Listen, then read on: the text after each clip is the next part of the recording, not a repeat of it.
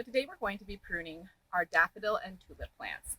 So daffodils and tulips, you want to leave the green foliage or the leaves on the plant until the plant starts to turn yellow, starts to fade.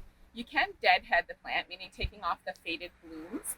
As soon as the bloom has passed and faded and gone all, and perhaps the petals have fallen down to the ground, that's easy enough to just snap it off underneath the flower bloom or cut the stem right down to the ground. But my plants have all faded, so you can come and take a look down here.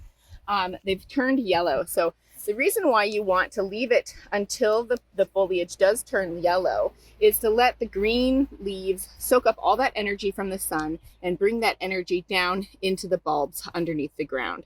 So we're going to take off the leaves here, and because these leaves have gone a little crispy, it's really easy to pull them out. So you can just tug them, really pull them out just like that. You can use your scissors if you want to cut them right down to the ground. That's easy enough as well. But really, these are nice and dry, so you can leave them. Or you can pull them.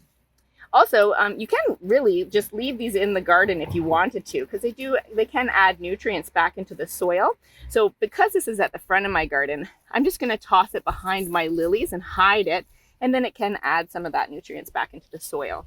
Another way to do this is to hide other plants, or to grow other plants around your daffodils or tulips so that it hides them completely as those plants grow. So these are lilies and they grow after the tulips, and I have some peonies here that grow after the tulips as well. So that allows the tulip leaves and daffodil leaves to get that energy from the sun while these plants are growing, and then they can grow over the plants and hide these unsightly leaves so that they're hidden in the garden.